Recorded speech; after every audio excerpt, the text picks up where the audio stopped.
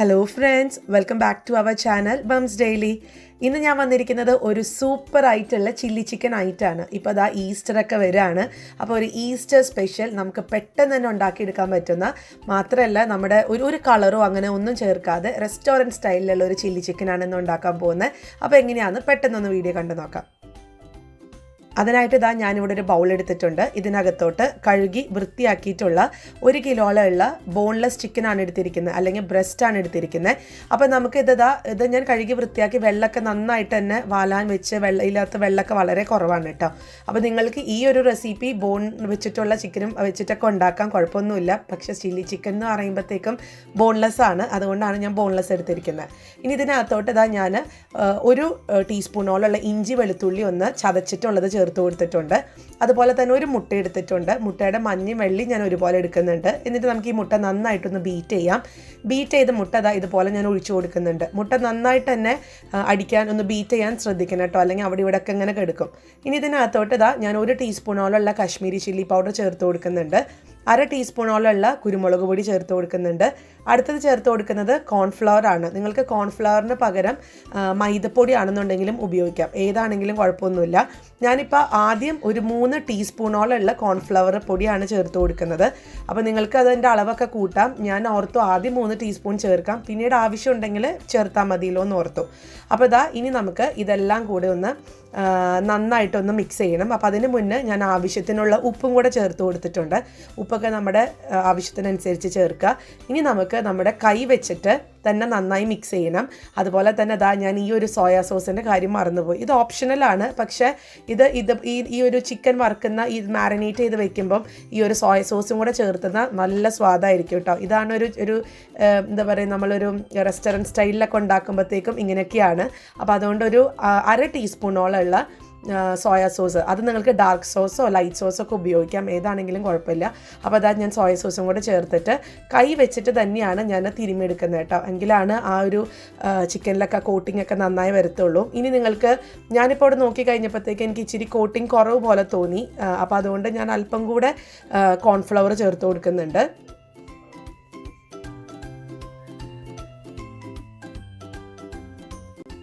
അപ്പോൾ ഞാൻ ആ 1 ടേബിൾ സ്പൂണോളമുള്ള കോൺഫ്ലവറും കൂടെ ചേർത്തിട്ട് നന്നായിട്ട് തന്നെ ഒന്ന് മിക്സ് ചെയ്തെടുക്കുന്നുണ്ട്. ഇനിയിപ്പോൾ ചിലവർക്ക് കോട്ടിംഗ് ഒക്കെ ചിക്കനിൽ ഒത്തിരി കോട്ടിംഗ് ഒക്കെ ഇഷ്ടമുള്ള ആൾക്കാരുണ്ടാവും. അങ്ങനെയുള്ളവർക്ക് കുറച്ചും കൂടെ മൈദപ്പൊടിയോ അല്ലെങ്കിൽ കോൺഫ്ലവർ പൊടി ചേർക്കാം കേട്ടോ. അപ്പോൾ ഞാനിവിടെ നന്നായിട്ട് തന്നെ മിക്സ് ചെയ്ത് വെച്ചിട്ടുണ്ട്. നമുക്കിത് ഏകദേശം ഒരു 30 മിനിറ്റോളം ഒന്ന് മാരിനേറ്റ് ചെയ്യാൻ മാറ്റി വയ്ക്കാം. അപ്പോൾ അതവിടെ 30 മിനിറ്റ് കഴിഞ്ഞിട്ടുണ്ട്. ഇനി നമുക്ക് ഈ ചിക്കൻ ഒന്ന് വറുത്തെടുക്കണം. അപ്പോൾ അതിനായിട്ട് ഒരു പാത്രത്തിൽ ഞാൻ എണ്ണ ചൂടാക്കാൻ വെച്ചിട്ടുണ്ടായിരുന്നു. ആ എണ്ണ നമുക്ക് വറുക്കുന്നതിൻ്റെ ആവശ്യത്തിനനുസരിച്ചുള്ളത് ഒഴിക്കാം.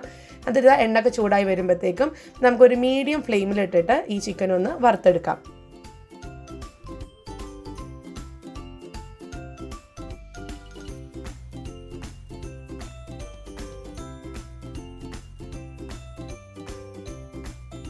അപ്പോൾ ചിക്കൻ അവിടെ വറുക്കുന്ന നേരം കൊണ്ട് നമുക്കൊരു പേസ്റ്റ് ഉണ്ടാക്കണം. അതിനായിട്ട് ഞാൻ കോൺഫ്ലവർ എടുത്തിട്ടുണ്ട്. 1.5 ടേബിൾ സ്പൂണോളമുള്ള കോൺഫ്ലവർ എടുത്തിട്ടുണ്ട്. ഇതിനകത്തോട്ട് ഞാൻ 2 ടേബിൾ സ്പൂണോളമുള്ള വെള്ളം കൂടെ ചേർത്തിട്ട് നമുക്കിതൊരു പേസ്റ്റ് അല്ല, ഒരു പാലും വെള്ളം പോലെയുള്ള ഒരു കൺസിസ്റ്റൻസിയിലാണ് നമുക്ക് കിട്ടേണ്ടത്. ഇതൊന്നുമില്ല, നമ്മൾ ഈ കോൺഫ്ലവർ ചേർക്കുന്നത് നമ്മുടെ ഈ ഒരു ചില്ലി ചിക്കൻ നല്ല കട്ടിയാവാൻ, നല്ല തിക്കായിട്ട് ഗ്രേവി വരാൻ വേണ്ടിയിട്ടാണ്. കണ്ടോ, ഇതാണ് ആ ഒരു ശരിക്കും ഒരു പാലും വെള്ളം പോലെ ഇരിക്കും. അപ്പോൾ ആ ഒരു കൺസിസ്റ്റൻസി അവിടെ ആയിട്ടുണ്ട്. അപ്പോൾ ഞാൻ അപ്പുറത്ത് ചിക്കനൊക്കെ വറുത്ത് കോരി വന്നിട്ടുണ്ടായിരുന്നു. നോക്കിക്കേ, ചിക്കനൊക്കെ നല്ല സോഫ്റ്റും നല്ല ജ്യൂസി ആയിട്ടാണ് ഇരിക്കുക. അതാണ് ഈ ഒരു മാരിനേഷൻ്റെ ഒരു പ്രത്യേകത. അപ്പോൾ ഇനി നമ്മൾ ബാക്കിയുള്ള കാര്യങ്ങളും ഈ ഒരു ചട്ടിയിൽ തന്നെയാണ് ചെയ്യുന്നത്.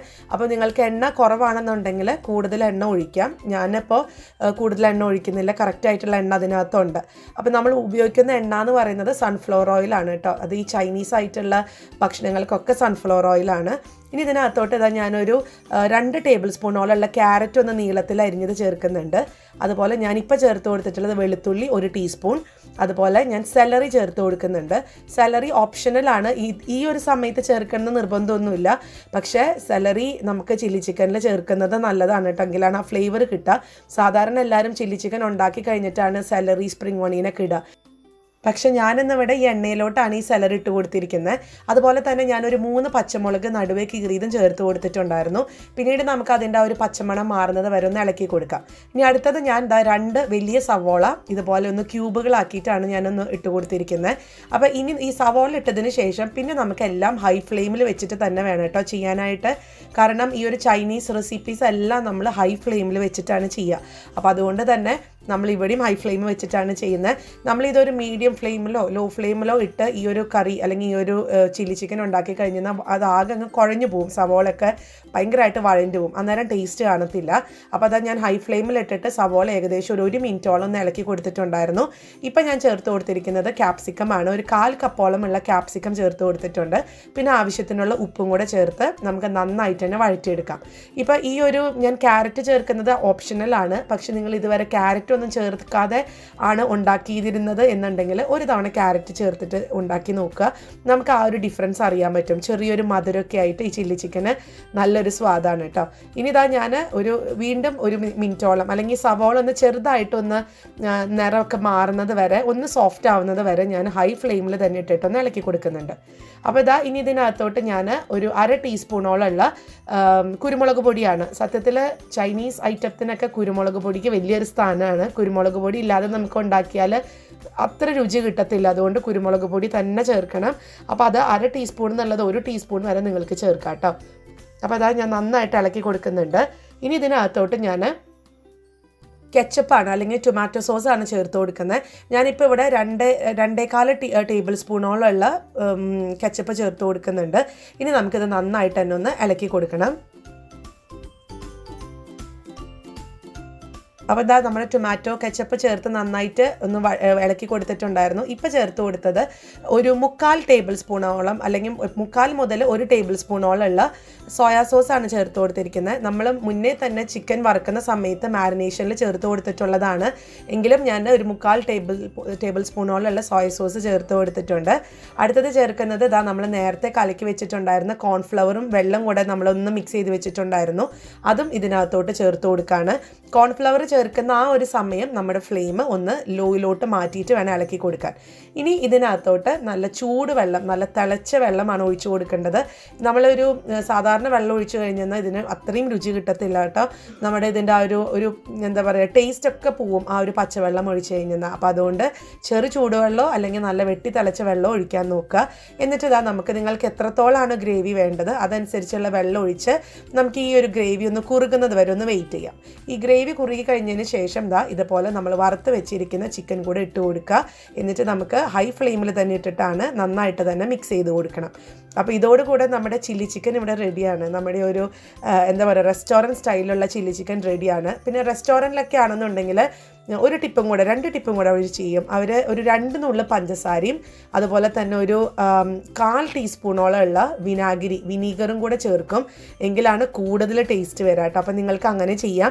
ഞാനിന്ന് അങ്ങനെ ചെയ്യുന്നില്ല, ഞാനിതല്ലാതെ ആണ് എടുക്കുന്നത്. അപ്പോൾ നിങ്ങൾ ഈ ഒരു വിനാഗിരിയുടെ കാര്യം അതുപോലെ തന്നെ അല്പം ഒരു 2 നുള്ള് പഞ്ചസാരയുടെ കാര്യം മറക്കണ്ട. അത് ഇച്ചിരി കൂടി ടേസ്റ്റ് കൂട്ടും. ഇനി ഇതിനകത്തോട്ട് ഞാൻ ആവശ്യത്തിനുള്ള മല്ലിയില ചേർത്ത് കൊടുത്തിട്ടുണ്ട്. ഇനി നിങ്ങളുടെ കയ്യിൽ സ്പ്രിംഗ് ഓണിയൻ, സെലറി ഒക്കെ ഉണ്ടെന്നുണ്ടെങ്കിൽ അതും ഇതിൻ്റെ മേലൊക്കെ ചേർത്ത് കൊടുക്കാം. അപ്പോൾ ഇത്രയേ ഉള്ളൂ. റെസ്റ്റോറൻറ്റ് സ്റ്റൈലിലുള്ള നല്ല സൂപ്പറായിട്ടുള്ള ചില്ലി ചിക്കൻ ഇവിടെ റെഡിയാണ്. അപ്പോൾ എല്ലാവരും ഒന്ന് ട്രൈ ചെയ്ത് നോക്കുക. എന്നിട്ട് ഇഷ്ടപ്പെടുവാണെന്നുണ്ടെങ്കിൽ ലൈക്ക് ചെയ്യാനും ഷെയർ ചെയ്യാനും കമൻറ്റ് ചെയ്യാനും ഒന്നും മറക്കരുത്. ഒപ്പം നമ്മുടെ ഈ ചാനൽ നിങ്ങൾ ആദ്യമായിട്ടാണ് കാണുന്നതെങ്കിൽ സബ്സ്ക്രൈബ് ചെയ്യാനും മറക്കരുത് കേട്ടോ. അപ്പോൾ അടുത്തൊരു വീഡിയോ ആയിട്ട് നമുക്ക് ഉടനെ കാണാം. Until then bye.